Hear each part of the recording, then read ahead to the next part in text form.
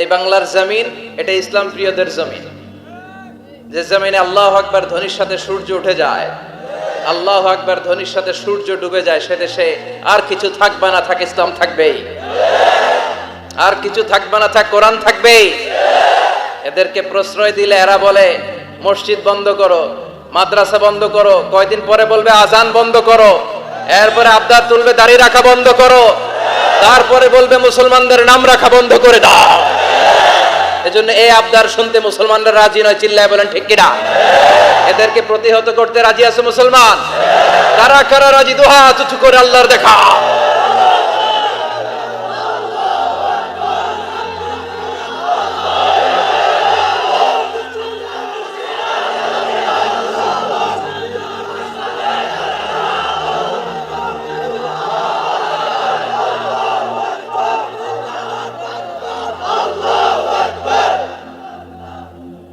সূর্যরে ভেটকি মারলে সূর্যের কিছু হয়?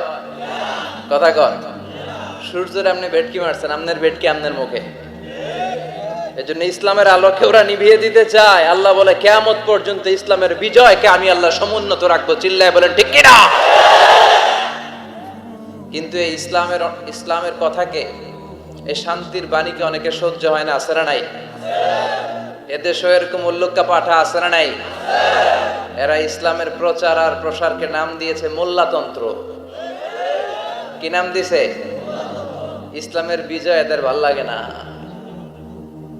ইসলামের গণজোয়ার অগ্রযাত্রা এদের ভাল লাগে না। আল্লাহ বলে মুতু বিগাইদিকুম, তোদের রাগ, তোদের ক্রোধ, তোদের আফসোস নিয়ে তোরা মর, ইসলামের তোরা কিচ্ছু করতে পারবি না, চিল্লায় বলেন ঠিক কিনা?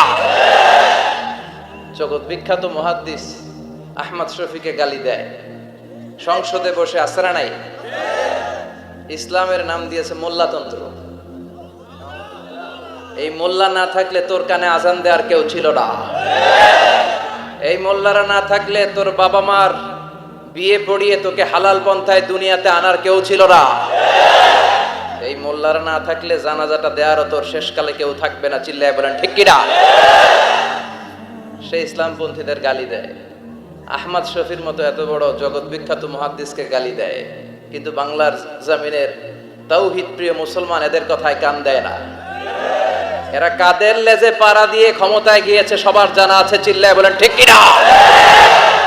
বাংলার জমিনের লোকজন তাহাজ্জুদ পরে দোয়া করে, আল্লাহ ঘরে ঘরে আহমদ শফি দাও, ঘরে ঘরে আল্লামা সাইদি দাও, ঘরে ঘরে মুফতি আমিনী দাও, ঘরে ঘরে দেশপ্রেমিক আল্লাহওয়ালা নবীওয়ালা কোরআনওয়ালা লোক দাও, চিল্লায় বলেন ঠিক কিনা? সে কাদিয়ানীদের পক্ষে কথা বলে, বিশ্ব নবী যে শেষ নবী এটা ওরা স্বীকার করে না। কাদিয়ানীরা মির্জা গোলাম আহমদ কাদিয়ানী নাম শুনছেন না? পাঞ্জাবে তার জন্ম। এই বেয়াদবটা প্রথমে দাবি করেছে আমি শেষ নবী, এরপর সে দাবি করেছে আমি ইমাম মাহাদি, এরপর দাবি করেছে আমি ঈসা আলাইহিস সালাম। এই বেয়াদবটা পায়খানার ট্যাঙ্কি ভাঙ্গা এরপরে পড়ছে, ওইটার ভিতরে গু খাইয়া মরছে। নবীরা যেখানে মারা যায়, নবীরা পবিত্র, নবীরা যেই জায়গাটায় মরে ওই জায়গাটাও পবিত্র। বিশ্বনবী পবিত্র না? বিশ্বনবী মা আয়েশার ঘরে ইন্তেকাল করলেন, ওই জায়গাটা পবিত্র না? গোটা বিশ্বের নবী প্রেমিক লোকেরা বিশ্বনবীর সালাম দিতে যায়, মসজিদে নববীতে সালাত করতে যায়, চিল্লায় এখন ঠিক কিনা? নবীরাও পবিত্র, নবীরা যেই জায়গায় মরে এরাও পবিত্র। কিন্তু এই মির্জা গোলাম আহমদ কাদিয়ানী সে বিশ্বনবী যে লাস্ট মেসেঞ্জার এটা সে মানে না, এজন্য ওর মৃত্যু হয়েছে পায়খানার টাঙ্কির ভিতরে। 100 বছরের পচা ময়লা গু খাইতে খাইতে ও দুনিয়া থেকে বিদায় নিয়েছে। মেথর আনা হয়েছে ওকে উঠানোর জন্য, উঠায় উঠায় উঠায় ফেলবে, ধরবে আবার থাপাস করে পড়ে। আল্লাহকে জনমের গু খা। ওই কাদিয়ানীদের পক্ষ নিচ্ছে এই বেয়াদবটা, চিল্লায় এখন ঠিক কিনা? কাদিয়ানীরা এদেশের জনগণ, এদেশেই থাকবে, তবে ওরা ওদের পরিচয় আইডেন্টি ক্রাইসিস নিয়ে থাকতে পারবে না। ওরা হয় বিশ্বনবীকে শেষ নবী হিসেবে মেনে মুসলমান হিসেবে থাকবে, আর বিশ্বনবীকে যদি লাস্ট মেসেঞ্জার হিসেবে না মানে ওরা কোন ধর্মের লোক সেটাও প্রকাশ করে দিতে হবে, চিল্লায় বলেন ঠিক কিনা? আপনার ইসলাম সহ্য হয় না, আপনার আলেম ওলামা সহ্য হয় না, আপনার কাদিয়ানীদেরকে সহ্য হয়, এটাই প্রমাণ করে আপনি কাদিয়ানীদের দালাল। বাংলাদেশে একটা কথা কয়, নিন্দে পাখি পিন্দে, কথা বলে। তসলিমা নাসরিন নারীদের নিয়ে বই লিখছে, নারীদের কোনো দেশ নেই। এরপরে বোরকার বিরুদ্ধে কথা লিখছে, শেষ পর্যন্ত সে বাংলাদেশে থাকতে পারে নাই। ওরে যখন ইন্ডিয়াতে লুকিয়ে নেওয়া হয়, ওর গায়ে বোরকা পরিয়ে নেওয়া লেগেছিল। চিল্লায় বলেন ঠিক কিনা? আমরা এদের হেদায়েতের দোয়া করি। আমরা প্রত্যেকের জন্য হেদায়েতের দোয়া করি প্রথমে। আর যদি হেদায়েত নসিবে না থাকে, কারুন, সাদ্দাত, নমরুদ আর ফেরাউনের যে দশা হয়েছে, বাংলার জমিনের ইসলাম বিরোধী এই বেহায়াদের ওই দশা আল্লাহ তুমি করে দাও। ইসলাম হচ্ছে শান্তির ধর্ম। আমরা সব সময় সাম্প্রদায়িক সম্প্রীতি, ভালোবাসা, এটাতে বিশ্বাসী। হিন্দুরা ঢোল বাজায়, আমরা কিছু বলি না। আমরা তাফসীর মাহফিল করি, ওদের যারা ভদ্র তারাও কিছু বলে না, ঠিক কিনা? এই ইসলাম বিরোধীরা এরাই হিন্দু মুসলমানদের মধ্যে যে সম্প্রীতি, এটাকে নষ্ট করতে চায়। কিছুদিন পর পর এরকম কিছু আবাল আর উল্লুক্কা পাঠার আগমন ঘটে। দেশের মানুষের ঘাম ঝরা এই পয়সা দিয়ে সংসদের প্রতিটা সেকেন্ডের, প্রতিটা মিনিটের দাম আছে। তোর মতো বেয়াদবের কথা শোনার জন্য বাংলাদেশ বসে নাই। আল্লাহ এগুলোর হেদায়েত দাও। হেদায়েত নসিবে না থাকলে হালাক করে দাও। সব সময় আমাদেরকে তুমি ইসলামের পক্ষে থাকার তৌফিক দান করো। আমরা যেন শান্তির ধর্মের ইমেজকে গোটা বিশ্বব্যাপী ছড়ায় দিতে পারি, তুমি তৌফিক দাও। এক বাংলাদেশ, আমাদের দেশটা অনেক ছোট্ট কিন্তু সৌন্দর্যের লীলাভূমি। সুবহানাল্লাহ পড়ে। এমন কিছু নাই যে দেয় নাই। কি পাহাড়, কি সাগর, কি নদী, কি সবুজ। সমস্যা হয়েছে দুর্নীতি। সমস্যাটা কি? আমি 5.5 বছর ধরে মালয়েশিয়াতে থাকি। আল্লাহ মালয়েশিয়ার যা দিছে এর চেয়ে অনেক ঢের গুণ বেশি আমাদেরকে দিয়েছে। আমাদের দেশের পর্যটন মোটেল, পর্যটন কর্পোরেশন আর ট্যুরিজম যে মিনিস্ট্রি আছে, এটা যদি সুন্দর প্ল্যান করে এই দেশটাকে কাজে লাগাতে পারতো, আমরা ট্যুরিস্টদেরকে জায়গা দিয়ে কুলাতে পারতাম না। আমাদের দেশের ছেলেপেলেরা যেগুলো লেখাপড়া করে না, এগুলো কামলা দিতে যায় বিদেশ। এই দেশটারে সাজাইলে এখানে ট্যুরিজমকে দেখাশোনা করার জন্য আমাদের প্রত্যেকটা ছেলের কর্মসংস্থানের ব্যবস্থা হয়ে যেত। এগুলো নিয়ে চিন্তা নাই। এরা ঘুরতে যায় পৃথিবীর বিভিন্ন দেশে, দেশ নিয়ে চিন্তা নাই। আল্লাহ আমাদের নেতাদেরকে তুমি হেদায়েত দাও। এজন্য ঘুরবেন, দেশটাকে ঘুরবেন। আমি আমার ছোটবেলাতেই পুরো বাংলাদেশ ঘুরে ফেলছি। আমি যখন দাখিল, আলিম, এসএসসি, এইচএসসি দেই, তখনই আমি বাংলাদেশ কাবার। কারণ ঘুরতে খুব পছন্দ হতো। কত সুন্দর দেখার মতো জায়গা আল্লাহ বাংলাদেশে রেখেছে। আপনি পঞ্চগড়ে গেলে দেখবেন কাঞ্চনজঙ্ঘা। ওখানে দাঁড়ালে, আকাশটা ক্লিন থাকলে হিমালয়ের পাহাড় দেখা যায়। বাংলাদেশ থেকে দাঁড়িয়ে কাঞ্চনজঙ্ঘা থেকে হিমালয় দেখা যায়। ওই জায়গাটারে যদি ট্যুরিজমের জন্য প্রমোট করা হতো, lakh lakh tourist Europe America থেকে ছুটতো। এখন এই দেশে আসে না, সিকিউরিটি নাই, কোনো নীতিমালা নাই, কোনো নিয়ম কানুন নাই। এজন্য এই দেশে আল্লাহর রহমত নাই। একের পর এক গজব দিয়ে আল্লাহ আমাদেরকে পরীক্ষা করছে। চিল্লা এখন ঠিক কিনা? আল্লাহ তুমি গজব থেকে বাঁচাও, তোমার রহমত নাজিল করো, আমাদের সবাইকে মাফ করো। নাকি রাম, কৃষ্ণ, দুর্গা, সরস্বতী কে দেয়? আল্লাহ বলে আমার নেয়ামতের শুকরিয়া করলে আমি নেয়ামত বাড়িয়ে দেব।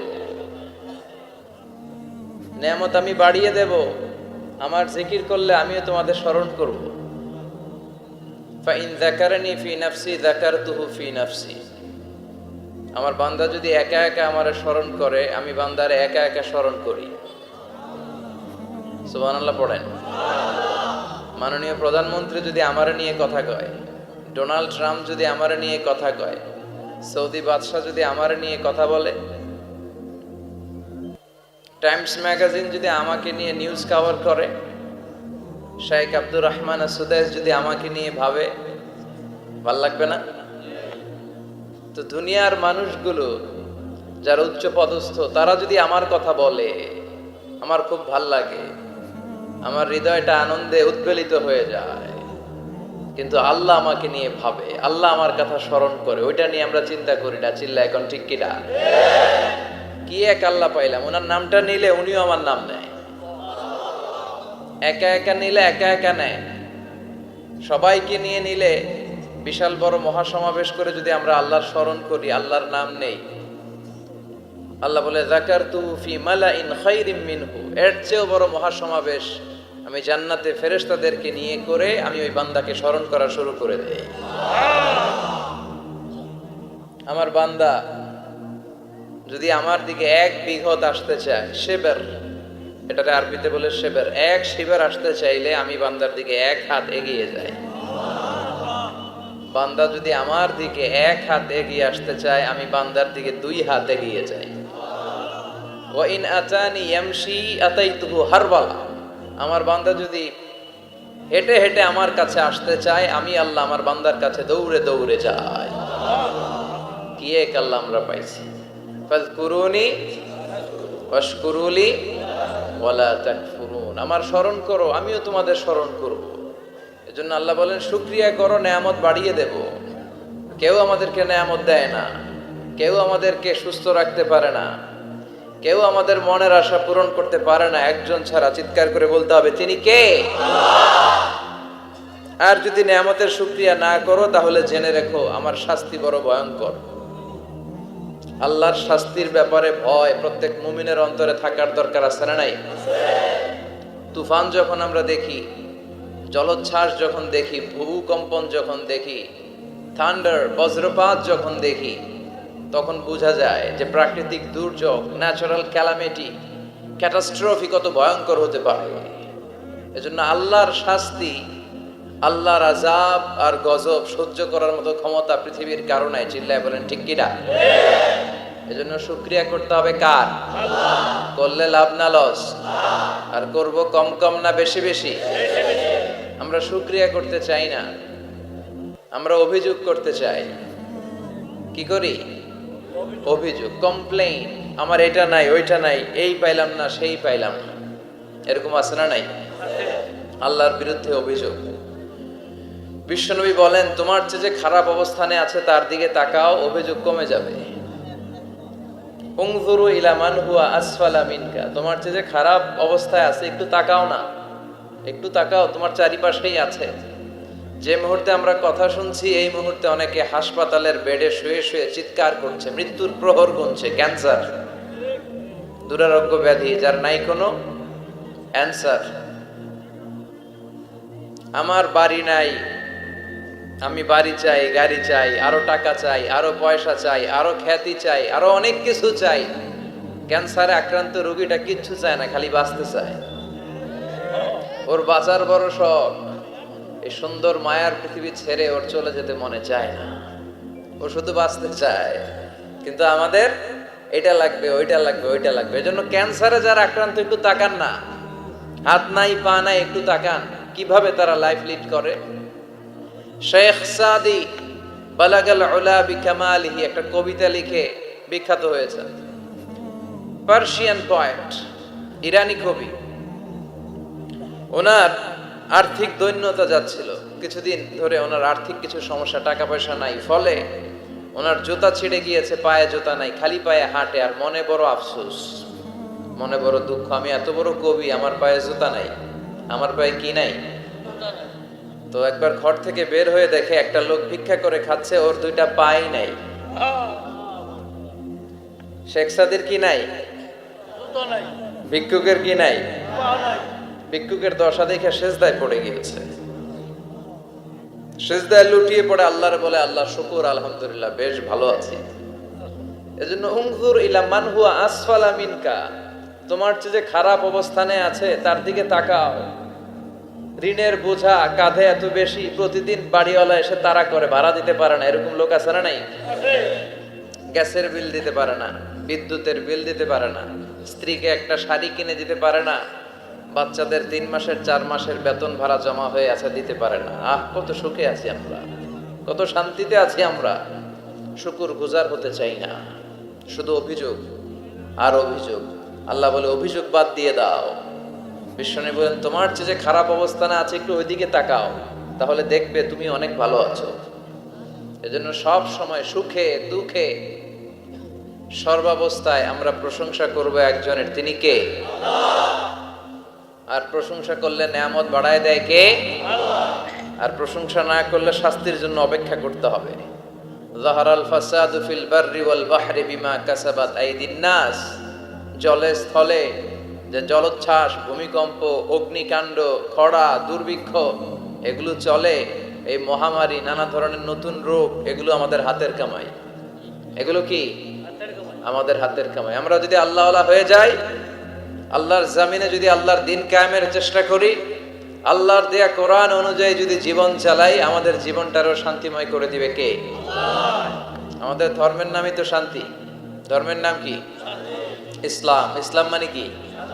বিশ্বনবী রাজা বাদশাদের কাছে যখন চিঠি লিখতেন, তিনি প্রথমে শান্তির কথা শোনাতেন। সুবহানাল্লাহ পড়েন। দেখেন কত সুন্দর ধর্ম। আর আমাদেরকে ওরা শান্তি শিখায়, আমাদেরকে মানবাধিকার শিখায়। মানবাধিকারের কথা, শান্তির কথা মানায় একজনের মুখে, তিনি হচ্ছেন মুহাম্মদ সাল্লাল্লাহু। গোটা বিশ্ব তার কাছে ঋণী, তার কাছে কৃতজ্ঞ। তিনি শুধু দিয়েছেন, নেন নাই। সুবহানাল্লাহ পড়েন। তিনি বলেছেন সালামুন আলা মানিত্তাবা আল হুদা। যাদের কাছে বিশ্বনবী চিঠি পাঠাতেন, তিনি লিখতেন সালাম, মানে শান্তি। শুরুতেই শান্তি কাদের প্রতি? আলা মানিত্তাবা আল হুদা, যারা হেদায়েতকে অনুসরণ করে। রাজা বাদশাদের কাছে বিশ্বনবী চিঠি পাঠাতেন, শান্তির বাণী পাঠাতেন, তারপর লিখতেন আসলিম তাসলাম, ইসলাম মানো শান্তিতে থাকবা।